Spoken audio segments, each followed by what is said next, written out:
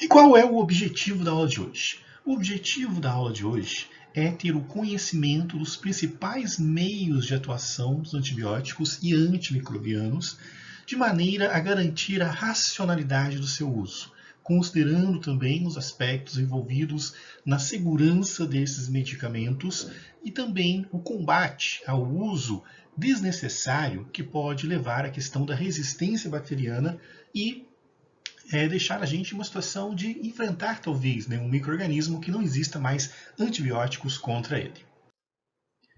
E, inicialmente, precisamos falar da questão dos conceitos, Quais são os conceitos envolvidos nesse universo da microbiologia? Bom, então, inicialmente, o termo antibiótico é usado para substâncias produzidas naturalmente por micro-organismos que são capazes de inibir ou destruir outros agentes, outros micro-organismos. Então, geralmente, são substâncias naturais que são secretadas por outras substâncias e que têm um papel de proteger algum tipo de invasão por outro micro-organismo. E as substâncias acabam sendo, então, transformadas, processadas e transformadas, então, nos antibióticos, que a gente fala, a gente costuma utilizar o termo, que são utilizados para nos proteger e combater infecções que se processam em nosso organismo. O outro termo chama-se antimicrobiano, que é a substância natural ou química com ação inibitória contra bactérias. Qual é a diferença? Enquanto um tem a capacidade de destruir as células, os antimicrobianos impedem o crescimento das células e faz, no nosso caso, que o sistema imunológico, então, entre em ação e consiga destruir aquele micro-organismo que está invadindo, evitando assim que ele se propaga e gere uma competição desigual com o nosso sistema imunológico. E o terceiro termo é quimioterápico. O que vem a ser o quimioterápico? É a substância, por sua vez, sintética, com ação inibitória contra micro-organismos, vírus ou também células neoplásicas. Ou seja, atua sobre micro-organismos e células no qual a origem delas são sintéticas, não são obtidas naturalmente. E a grande função dela geralmente é fazer a questão inibitória do desenvolvimento. Então aqui nós temos a conceituação básica envolvendo a utilização desses fármacos que comumente, no modo comum, são todos chamados de antibióticos, mas apresentam essas importantes diferenças conceituais. Para a gente então entender um pouco melhor a questão desses fármacos antibióticos e antimicrobianos, é importante que a gente destaque alguns momentos históricos e algumas descobertas importantes que hoje sustentam a questão do uso dos antibióticos de uma forma geral. Bom, a primeira consideração importante a ser feita diz respeito ao registro desde os tempos remotos da existência já de substâncias, seja a partir de preparações de plantas, a partir de mofos encontrados, fungos encontrados, de fermentações que eram utilizados contra infecções provocadas por outros micro-organismos. Então já se tinha noção que existia, e isso é registrado no papiro de Ebers, um dos documentos mais antigos que se relata a questão do processo de doença. Isso então já era relatado, que pessoas que apresentavam sinais de infecção eram tratadas então por esses tipos de substâncias, mas de uma forma bem empírica e sem nenhum tipo de embasamento concreto. Foi a partir do século XVII, mais especificamente no ano de 1664, com o advento do microscópio e da descoberta da bactéria, é que se teve avanços consideráveis na questão do entendimento desses micro-organismos, o processo infeccioso e também algumas questões estruturais desses micro-organismos, dos procariontes, que foram importantes para a compreensão da sua natureza e de estratégias mais específicas que atuassem sobre esses micro-organismos, preservando as células humanas durante um processo de infecção. E uma das descobertas importantes foi a questão da existência da parede celular, formada então por uma camada espessa de peptidoglicano, um arranjo de proteínas, e que na parte seguinte havia existência então da membrana celular. A parede celular tem a função de dar, né, a estrutura, né, do ser eucarionte, além de ser também, né, importante como forma de obtenção, né, de substâncias e trocas com o meio. Então esta foi uma característica marcante com relação, né, à questão da diferenciação, né, de nossas células para as células eucariontes, por exemplo. E foi no ano de 1872, no século XIX, né, que Paul Ehrlich, pai da quimioterapia, descobriu a afinidade de alguns tecidos e de alguns, né, micro-organismos por alguns tipos de corantes, né? E foi também descoberto, né, uma variação na existência, né, da parede celular. Enquanto, né, se tinha um modelo do qual, né, a parede era totalmente externa, alguns micro-organismos apresentavam, né, uma membrana uma parede, desculpa, entre membranas celulares, né? E foi então, né, que se batizou e usou o termo até hoje, né, conhecido como grãs positivas, que são aquelas substâncias, né, que reagem com os constituintes da parede celular e conferem uma coloração, né, roxa, e das grãs negativas, aquelas cuja, né, camada de membrana celular na parte externa não permite, né, a chegada do corante e ela então não se cora, né, da cor roxa como esperado.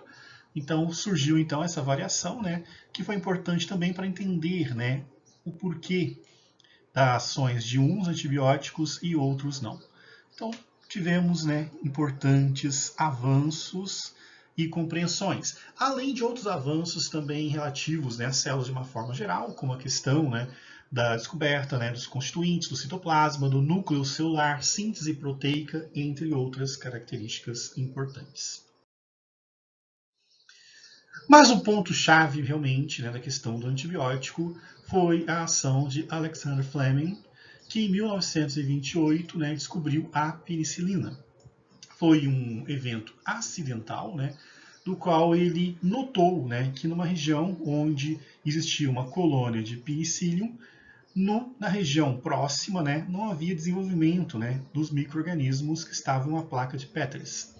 E a partir de então ele começou a investigar e entender o porquê desse fenômeno e desse mecanismo, considerando as propriedades existentes das células eucariontes, das células procariontes, né, que no caso seriam, né, as bactérias. E obteve-se bastante sucesso com relação a isso. E o ponto, né, principal foi na década de 40, durante a Segunda Guerra Mundial, onde a penicilina desempenhou um papel importantíssimo, né, na Segunda Guerra Mundial, na recuperação de soldados infectados. E começou a ser produzido em larga escala, dando início, inclusive, a uma nova era, né, na questão da área farmacêutica, né, com o advento da industrialização dos medicamentos, né. E a penicilina teve, né, um bom, né, espectro de ação, né, de combate, né, a diversos tipos, né, de bactérias existentes. E a partir de então começou-se, né, várias pesquisas para encontrar novos antibióticos que pudessem evitar as infecções que então, até então acometiam, né, a população de uma forma geral. E nós podemos ver aqui o histórico geral, né, de como que aconteceu todo esse processo, né? Então, desde 1928, com a penicilina, tivemos as sulfonamidas, né, em 1935, streptomicina em 43, clorafenicol em 47, também ainda na década de 40, né, a bacitracina, cefalosporina, e o que a gente nota, né, que é uma questão importante a ser considerada, é que, né, com o passar dos anos, tivemos uma redução no número de descobertas de novos antibióticos.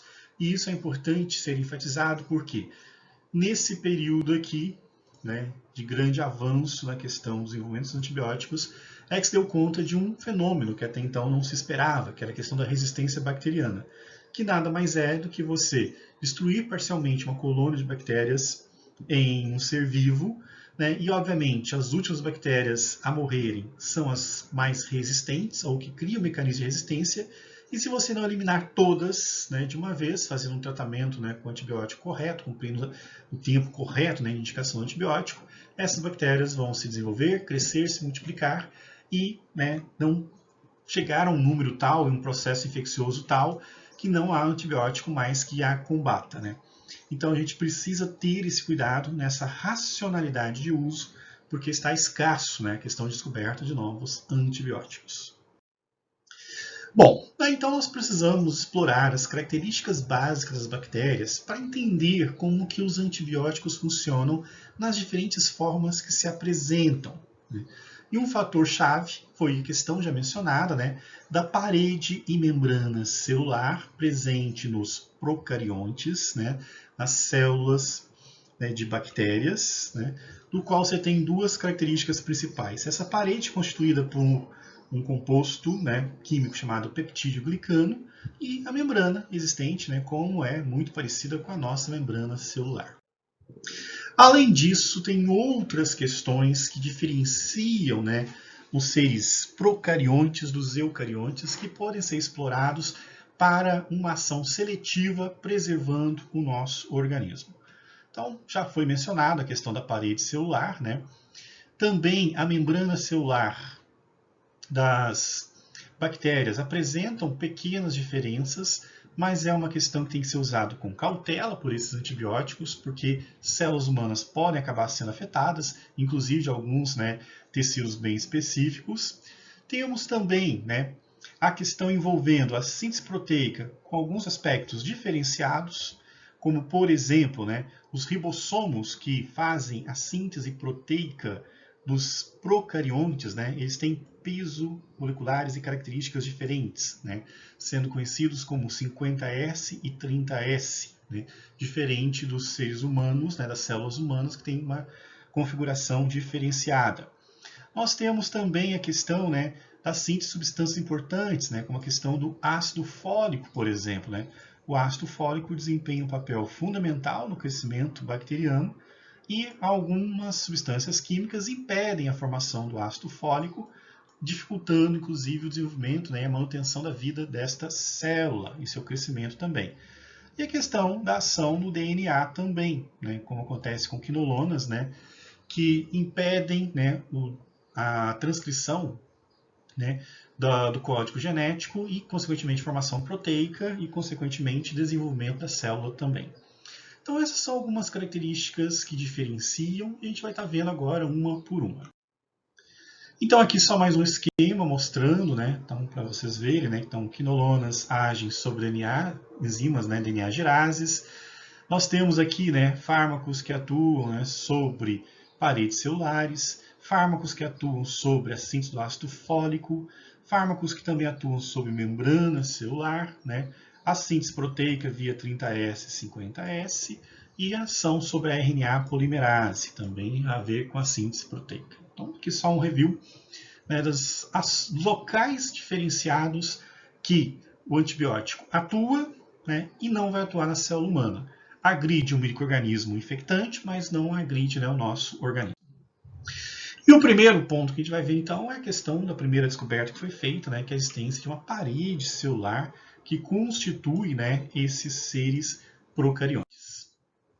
Se a gente pegar, então, esse esquema aqui, né, de uma célula, né, do qual nós temos aqui, né, uma parte conjunta que envolve a membrana celular e a parede celular que delimita, né, o ser procarionte, nós temos o quê? A chance de promover a inibição do crescimento dessa parede celular, que advém principalmente, né, de fármacos como cefalosporinas e seus derivados e penicilinas e seus derivados, do qual o principal alvo que acaba acontecendo, né, são as ligações peptídicas que acontecem entre, né, os arranjos proteicos, levando a um desarranjo na estrutura geral, que faz a fragmentação e o não cumprimento mais, né, do papel dessa parede como delimitador e agente responsável por troca de substâncias com o meio externo. E existe uma constituição, né, que envolve três principais constituintes: o ácido murâmico, a N-acetilglicosamina, né, e as ligações peptídicas, né, que estão aqui em amarelo, né, que a gente pode observar aqui em amarelo.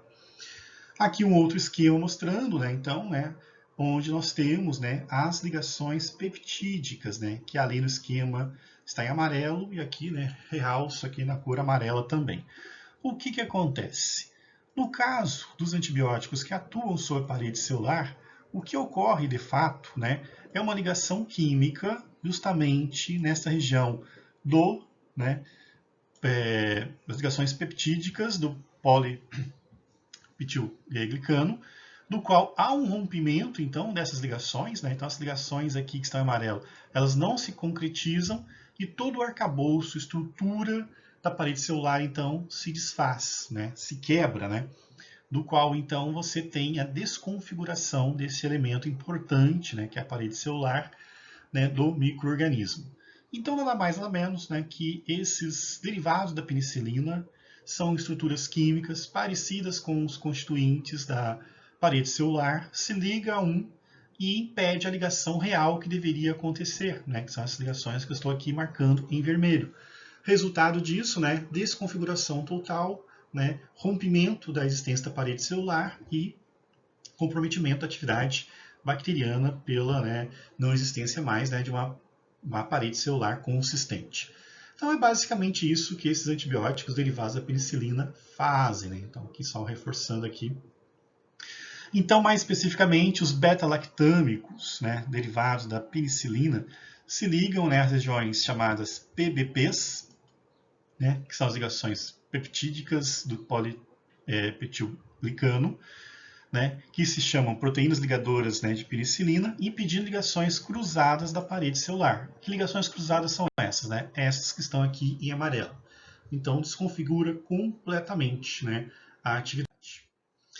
Lembrando que, como a gente viu anteriormente, nós temos dois tipos de arranjos, né, de paredes celulares, sendo que alguns antibióticos terão mais facilidade de agir, né, sobre os gram positivos, porque estão mais expostos, e alguns antibióticos terão dificuldade, né, porque a parede celular acaba, né, entre, né, a membrana celular existente. Então, um detalhe importante, quando a gente ouve, por exemplo, que o antibiótico atua sobre gram positivo, mas não atua sobre gram negativo, nada mais é uma questão de acessibilidade, né? Porque o gram positivo, assim é chamado porque ocorre a coloração proposta por gram, né, que fica roxo porque a parede celular está exposta, né, tem então esta parede, conforme mencionado, exposta e melhor ação então do antibiótico.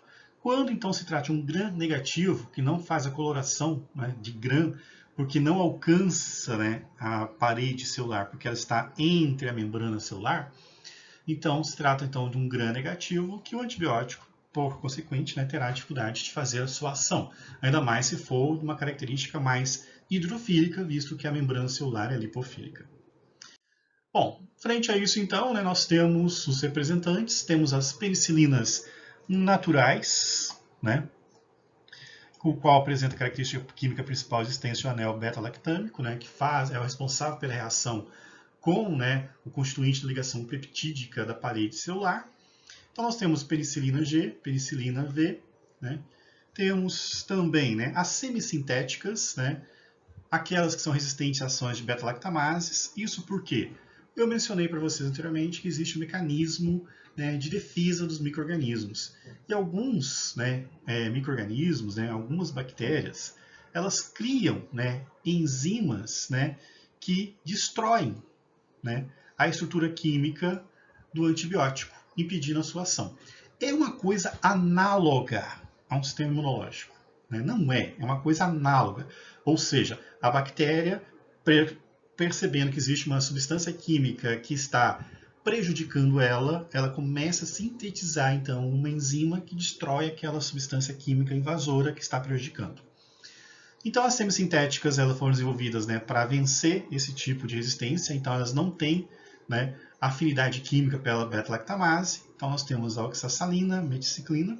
Temos a de amplo espectro, aquelas que atuam tanto em grãs positiva quanto negativa, e que tem, né, uma questão, né, de um caráter anfótero, né, ser solúvel nas duas condições, lipo e hidro, no qual nós temos a ampicilina, a amoxicilina, e temos a associação, né, do beta-lactâmico com o inibidor de beta-lactamase, né, que é esta enzima mencionada para vocês. Então, o ácido clavulânico, por exemplo, o clavulin, é a amoxicilina, mais uma substância química que também impede a ação da beta-lactamase. Então, o que acontece? O antibiótico chega, junto a ele está, né, o ácido clavulânico. O ácido clavulânico, alta afinidade beta-lactamase, engana a beta-lactamase, fingindo ser uma amoxicilina, só que faz uma ligação química intensa, no qual a beta-lactamase então não vai conseguir mais agir. E a amoxicilina então ficaria livre para ter suas ações. Então são também variações que nós temos. Então nós temos as naturais, sintéticas, as de caráter químico que atinge, né, a parede celular independente da sua localização, e aquelas que estão associadas agora então, né, ao ácido clavulânico, por exemplo, que tem essa ação de vencer a resistência imposta pela bactéria. Então aqui só o exemplo, né, o clavulin, né, acabei comentando com vocês, né, que é uma junção do amoxicilina com ácido clavulânico, também chamado de clavulanato de sódio, que é a sua forma sódica, né, apresentável também. E as outras também, né, temos o Unacin também, um pouco utilizado, né, que seria como subactam, que cumpre o mesmo papel do ácido clavulânico, né. E temos associação também, né, de outras, né, como tassozin, né, que seria a piperaclina e o tazobactam, uso mais em ambiente hospitalar. Temos ainda, com os derivados da penicilina, beta-lactâmicos, né, a cefalosporina, que se divide em gerações, né. Então nós temos o Keflin, que é a cefalotina de primeira geração, a ceflexina, o Keflex, né, e as segundas gerações, né, cefotixinina e a cefluximina, né, cuja diferença básica está na questão da persuasão, né, sobre a membrana e alcance sobre a parede celular. Ainda temos a terceira geração, né, a ceftoxamina, a ceftriaxiona, né, bastante utilizada, inclusive, em ambiente hospitalar também, né, e os demais representantes, incluindo a quarta geração. Tudo isso no intuito de vencer, né, resistências bacterianas. Lembrando que, se, né, não tivermos um uso adequado e racional desses antibióticos, chegará a um ponto, né, que nenhum desses também estará atuando, também nenhuma das outras, né, apresentáveis para vocês também estarão atuando, e nós teremos risco então de ter, né, infecções graves sem antibióticos para tratá-las.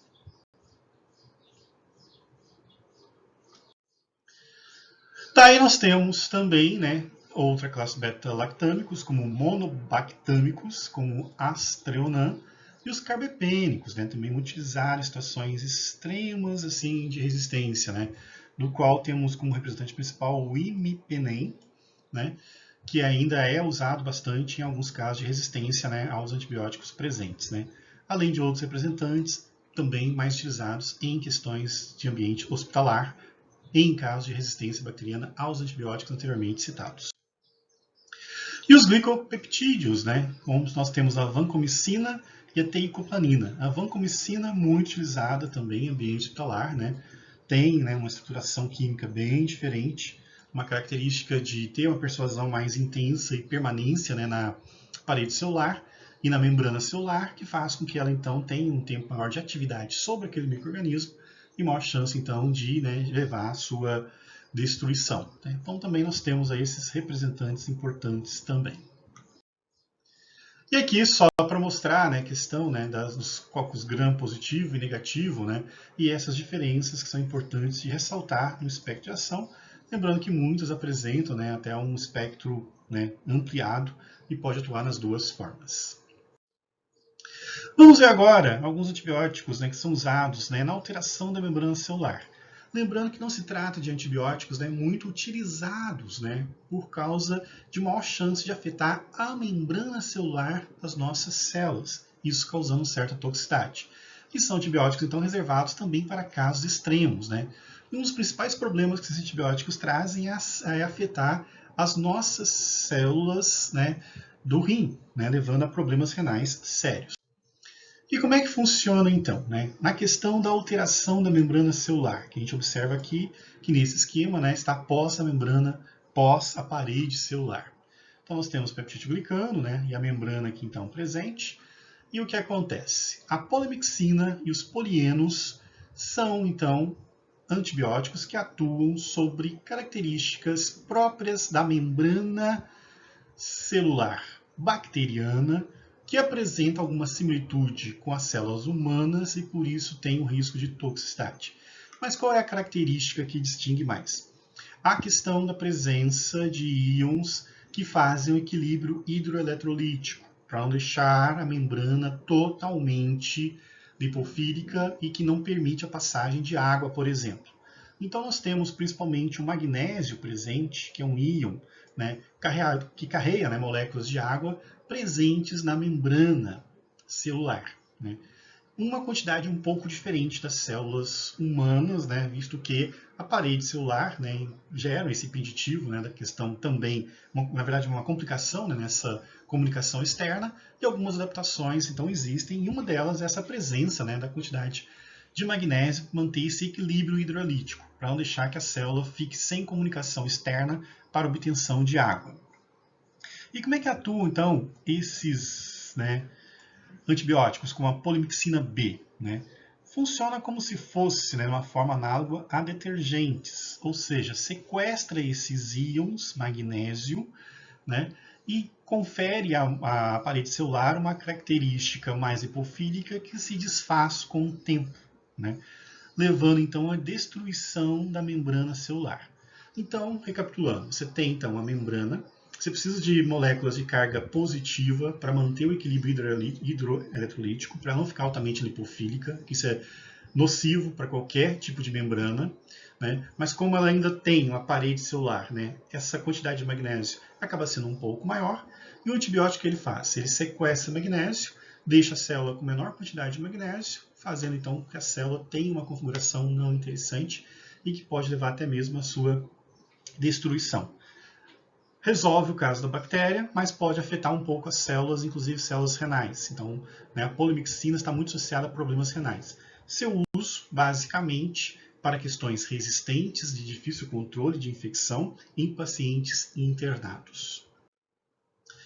Bom, a outra forma de agir, né, um pouco já mais comum, é a alteração na síntese do DNA, respeitando as características próprias do DNA bacteriano, para que não tenha influência no nosso DNA e causar efeitos tóxicos para nós, né? Então, o que acontece, né? Temos aqui, então, o DNA. Lembrando, gente, uma questão importante, né? Que as células procariontes não apresentam núcleo e o citoplasma está disperso, e o DNA está disperso no citoplasma. DNA disperso no citoplasma. Então, o que acontece, né?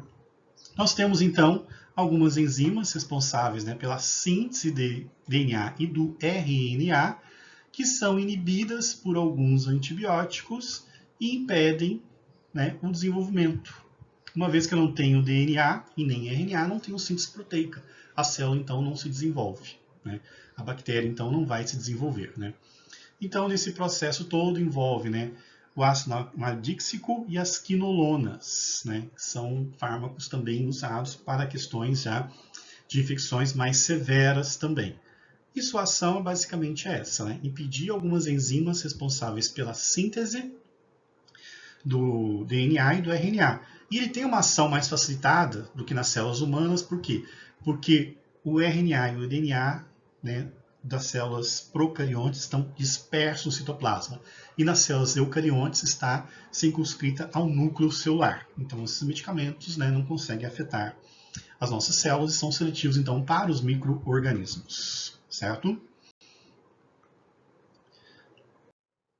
Bom, temos também a inibição da síntese do ácido nucleicos, né, envolvendo então as quinolonas, como mencionado, né? Então nós temos ácido nadíxico, ciprofloxacina, né? Lembrando que quinolona é uma classe, e aqui são seus representantes, né? Norfloxacina, levofloxacina, gatifloxacina, e também temos as rifancinas, né? E como foi mencionado anteriormente para vocês, né, o esquema está aqui um pouco diferente para a gente ter uma outra forma de visualizar, né? Quando se tem então a intenção de formar uma nova fita de DNA, isso não ocorre porque as enzimas que formariam a nova fita de DNA ficam inibidas e eu não tenho então mais formação de DNA. Sem DNA não tem síntese proteica, não tem formação de nada, a célula para de se desenvolver.